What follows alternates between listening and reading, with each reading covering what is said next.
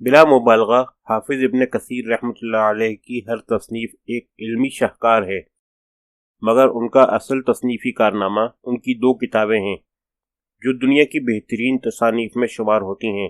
ایک کتاب تاریخ اسلام کے موضوع پر البدایہ والنہایہ کے نام سے ہے۔ ازروئے روایت کتب تاریخ میں یہ جلیل القدر کتاب ہے، اور دوسری کتاب ان کی تفسیر ہے۔ یقیناً یہی دو کتابیں ہیں جنہوں نے حافظ ابن کثیر رحمۃ اللہ علیہ کو علمی حلقوں میں متعارف کرایا اور انہیں شہرت کی بلندیوں پر پہنچایا۔ اس وقت ہمارے زیر تبصرہ جو کتاب ہے وہ ان کی عظیم الشان تفسیر ہے۔ اس تفسیر کا نام تفسیر القرآن العظیم ہے، جو تفسیر ابن کثیر کے نام سے مشہور ہے۔ تفسیر ابن کثیر ان تمام تفاسیر میں جن کی بنیاد منقولات و روایات پر ہے سب سے زیادہ معتمد اور باوثوق سمجھی جاتی ہے۔ تفسیر معصور پر مشتمل کتب میں یہ حد درجہ شہرت رکھتی ہے۔ کتب تفسیر میں تفسیر ابن جریر کے بعد اس کا درجہ ہے۔ علامہ جلال الدین سیوطی رحمۃ اللہ علیہ ذیل تذکرۃ الحفاظ میں اور زرقانی شرح المواہب میں تفسیر ابن کثیر کے بارے میں لکھتے ہیں، اس جیسی تفسیر آج تک نہیں لکھی گئی۔ اس تفسیر کی اہمیت کا اندازہ اس بات سے لگایا جا سکتا ہے کہ بعد کے تمام مفسرین نے موضوع اور اسرائیلی روایات کی نشاندہی میں اسی تفسیر سے استفادہ کیا۔ تفسیر ابن کثیر سے پہلے تفسیر معصور پر مشتمل جتنی تفاسیر بھی لکھی گئیں ان میں محدثانہ احتیاط اور احادیث کے صحیح انتخاب کی بڑی کمی تھی، نیز ان میں ضعیف اور موضوع احادیث اور اسرائیلی روایات کی بھرمار تھی۔ حافظ ابن کثیر رحمۃ اللہ علیہ جو نقاد اور پختہ کار محدث تھے، فنون حدیث اور احوال رجال کے سلسلے میں وہ نہایت گہری بصیرت رکھتے تھے۔ روایات کے نقد اور ان کے منشا اور مقصد کی نشاندہی کرنے میں انہیں خاص ملکہ حاصل تھا۔ انہوں نے سابقہ نقلی تفاسیر کی ان خامیوں کو دیکھتے ہوئے ایک ایسی تفسیر لکھنے کا ارادہ کیا جو ضعیف اور موضوع احادیث اور اسرائیلی روایات سے پاک صاف ہو۔ چنانچہ انہوں نے محدثانہ طریق پر یہ تفسیر مرتب کی۔ یقیناً وہ ایک حد تک اپنی اس کوشش میں کامیاب رہے، اگرچہ وہ اس تفسیر میں اس بلند محدثانہ معیار کو پورے طور پر قائم نہیں رکھ سکے جس کی ان سے توقع تھی، اور انہوں نے کسی قدر توسع سے کام لیا اور اسرائیلیات کے ایک حصے کو قبول کیا جس کی تفصیل انشاءاللہ آگے آ رہی ہے۔ تفسیر ابن کثیر، تفسیر منقول اور تفسیر بالرائے کا حسین امتزاج۔ تفسیر ابن کثیر کے متعلق عام طور پر علماء محققین کا یہی خیال ہے کہ یہ خالصتاً تفسیر معصور ہے۔ مثلا ڈاکٹر محمد حسین ذہبی مرحوم نے اسے ان کتب تفسیر میں شمار کیا ہے جو تفسیر معصور پر مشتمل ہیں، مگر اس بابت تفسیر کے تحقیقی مطالعے سے یہ بات معلوم ہوتی ہے کہ تفسیر ابن کثیر محض تفسیر معصور نہیں ہے، بلکہ یہ تفسیر منقول اور اجتہادی تفسیر کا ایک حسین امتزاج ہے۔ آیات کی تفسیر میں وہ دیگر قرآنی آیات اور احادیث نبویہ کے علاوہ صحابہ اکرام، تابعین، علماء سلف اور اہل لغت کے اقوال بھی ذکر کرتے ہیں۔ غرض حافظ ابن کثیر رحمۃ اللہ علیہ نے اس میں تفسیر و تعویل اور روایت در روایت کو یکجا جمع کیا ہے۔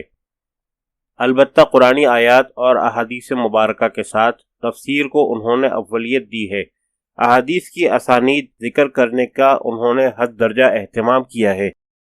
صحیح حدیث کو ضعیف اور موضوع سے بالکل ممتاز اور جدا کر دیا ہے۔ سند حدیث میں مذکور رجال و روایت پر محدثانہ طریقے سے نقد و جرح بھی کی ہے۔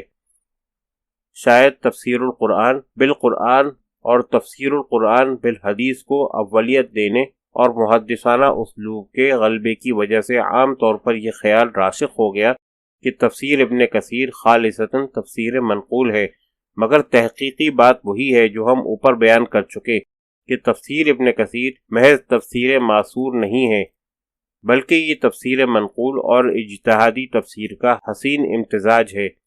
یہی رائے ڈاکٹر محمد بن ابو شہبہ کی بھی ہے۔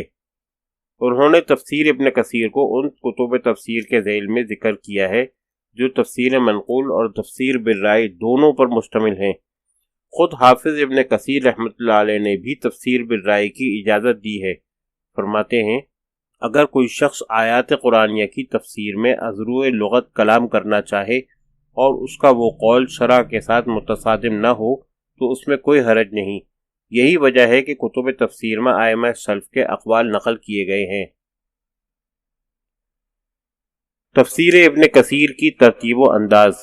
جیسا کہ پہلے ذکر ہو چکا ہے کہ تفسیر ابن کثیر میں اگرچہ اجتہادی تفسیر کی آمیزش بھی ہے، مگر اکثر و اغلب کے اعتبار سے یہ ایک نقلی تفسیر ہے۔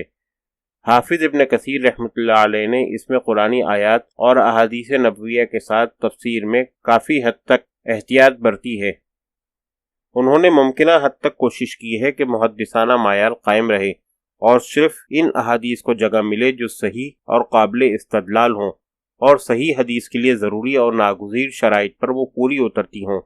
وہ آیات کریمہ کی تفسیر سے متعلق منقول روایات کا ناقدانہ جائزہ لیتے ہیں، ان کی سندوں پر کلام کرتے ہیں، اصول جرح و تعدیل کی روشنی میں صحیح، ضعیف اور موضوع احادیث کو بالکل جدا اور علیحدہ کر دیتے ہیں۔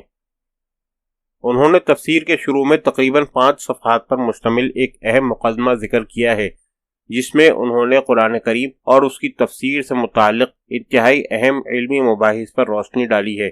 اس مقدمے کا اکثر حصہ ان کے شیخ امام ابن تیمیہ رحمۃ اللہ علیہ کے رسالہ مقدمہ فی اصول التفسیر سے ماخوذ ہے۔ مقدمے میں انہوں نے علماء اکرام پر قرآن کریم کی تفسیر سیکھنے اور اس کے معانی میں غور و تدبر کرنے پر زور دیا ہے۔ بعد ازاں انہوں نے بیان کیا کہ قرآن کریم کی تفسیر میں سب سے عمدہ طریقہ یہ ہے کہ آیت کی تفسیر آیت سے کی جائے۔ اگر قرآن کریم میں آیت کی تفسیر نہ ملے تو حدیث نبوی سے اس کی تفسیر کی جائے۔ حدیث میں بھی تفسیر نہ ملے تو صحابہ اکرام رضی اللہ عنہم کے اقوال سے تفسیر کی جائے، اور اگر صحابہ اکرام رضی اللہ عنہم کے اقوال سے بھی مدد نہ ملے تو تابعین یا اتباع تابعین کے اقوال سے تفسیر کی جائے۔ اس کے بعد انہوں نے فرمایا کہ محض رائے کے ساتھ یعنی بغیر علم کے تفسیر کرنا حرام ہے۔ اس پر انہوں نے کئی احادیث و آثار سے استدلال کیا۔